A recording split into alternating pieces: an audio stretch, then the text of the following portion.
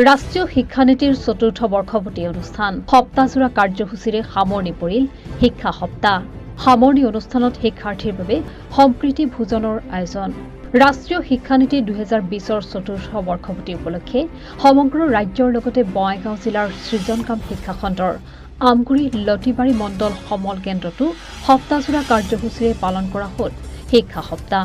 ছাত্ৰ-ছাত্ৰী, শিক্ষাবিদ আৰু সমাজকে ধৰি শিক্ষানুষ্ঠানৰ অংশীদাৰসকলৰ মাজত সহযোগিতা আৰু ৰাষ্ট্ৰীয় শিক্ষানীতি 2020ৰ দ্বাৰা প্ৰৱৰ্তিত প্ৰভাৱশালী শৈক্ষিক সংস্কাৰক প্ৰসাৰিত কৰাৰ লক্ষ্যৰে পালন কৰা শিক্ষা সপ্তাহত শিক্ষণ দিৱস, বুনিয়াদী সাক্ষৰতা আৰু সাংখ্যিকতা দিৱস, ক্ৰীড়া দিৱস, সাংস্কৃতিক দিৱস, দক্ষতা আৰু ডিজিটেল দিৱস, মিছন লাইফ দিৱসৰ বাবে ইকো ক্লাব আৰু সমাজ জড়িতকৰণ দিৱস পালন কৰা হয়। আজি সামৰণি অনুষ্ঠানত দক্ষিণ লতিবাৰী মধ্য ইংৰাজী বিদ্যালয়ত অনুষ্ঠিত শিক্ষা সপ্তাহৰ সামৰণি অনুষ্ঠানত আমগুৰি লতিবাৰী মণ্ডল সমল কেন্দ্ৰৰ সমন্বয়ক তথা আন্তঃৰাষ্ট্ৰীয় বঁটাপ্ৰাপক শিক্ষক ডক্টৰ চিৰখাত হুছেইনৰ উদ্যোগত ছাত্ৰ-ছাত্ৰীৰ বাবে এক সম্প্ৰীতি ভোজনৰ আয়োজন কৰা হয়। দক্ষিণ লতিবাৰী মধ্য ইংৰাজী বিদ্যালয়ৰ শিক্ষক-শিক্ষয়িত্ৰীৰ সহযোগত আয়োজিত এই সম্প্ৰীতি ভোজন তথা শিক্ষা সপ্তাহৰ সামৰণি অনুষ্ঠানত শিক্ষক-শিক্ষয়িত্ৰী আৰু ছাত্ৰ-ছাত্ৰীৰ লগতে বিদ্যালয় পৰিচালনা সমিতি আৰু সমাজৰ বিভিন্ন মহলে অংশগ্ৰহণ কৰে। 2020 চনত আমাৰ নতুন শিক্ষানীতি ভাৰতবৰ্ষত প্ৰৱৰ্তন কৰা হৈছিল। সেই শিক্ষানীতিৰ চতুৰ্থ বৰ্ষপূৰ্তি উপলক্ষে আমি অসমত যোৱা 5 তাৰিখৰ পৰা 11 তাৰিখলৈকে শিক্ষা সপ্তাহ পালন কৰি আহিছো। আমি এই 7টা দিনত বিভিন্ন দিৱস পালন কৰিলো আৰু আজি শেষৰ সামৰণি দিনটোত আছিল সম্প্ৰীতি ভোজন। ইয়াত সমাজক জড়িত কৰাই আমি একেলগে সকলোৱে মিলি এসাঁজ খালো।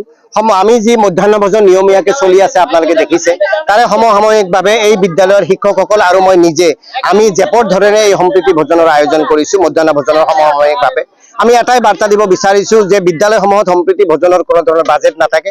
তৎসত্ত্বেও আমি যদি ইচ্ছা কৰো আমাৰ বিবাহ, অন্নপ্ৰসন, আমাৰ জন্মদিন আদি ভাল দিনত আমি যেনেকে ঘৰত আমি বেলেগক মাতি আনি সুখৰ সময়খিনিত তেওঁলোকক আমি একত্ৰিত হৈ তেওঁলোকৰ লগত এসাঁজ খাওঁ, ঠিক তদ্ৰুপ ল'ৰা-ছোৱালীৰ লগত আমি মাজে মাজে এনেকুৱাকে খাম, কোনো বাজেট নোহোৱাকে।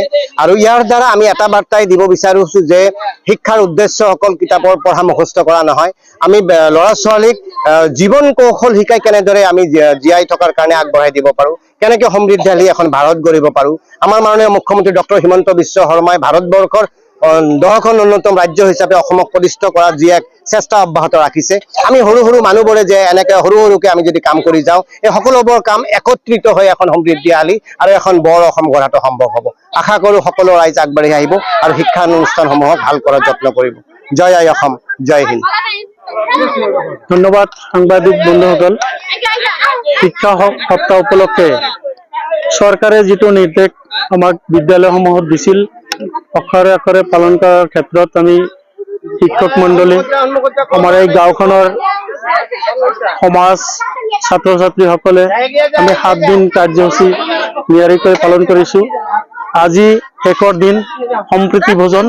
এই ভোজনত আমাৰ অংশগ্ৰহণ কৰিছে আমাৰ লতিবাৰী আমগুৰি মণ্ডল সমল কেন্দ্ৰৰ CRCC চিৰখাত হুছেইন আৰু আমাৰ এই গাঁৱৰ সকলো ৰাইজ আপোনালোকে দেখা পাইছেই ইতিমধ্যে কিমান সমাগম হৈছে। এই সকলোৰে পূৰ্ণ সহযোগ আছে এই শিক্ষানুষ্ঠান আগবাঢ়ি লৈ যোৱাৰ কাৰণে। আৰু আমাৰ এই বিদ্যালয়ৰ আমাৰ সহকৰ্মী শিক্ষকসকল আছে, তেওঁলোকৰ অশেষ চেষ্টাৰ ফলত আমি সকলোৱে মিলিজুলি যিকোনো প্ৰগ্ৰাম হওক আমি সকলোৱে মিলিজুলি অনুষ্ঠিত কৰো। আৰু এই হিচাপে আমাৰ এই সমাজ ব্যৱস্থাপনা আগলৈ চৰকাৰৰ তৰফৰ পৰা যি নিৰ্দেশনা আহে আমি পালন কৰাৰ কাৰণে যত্ন ল'ম।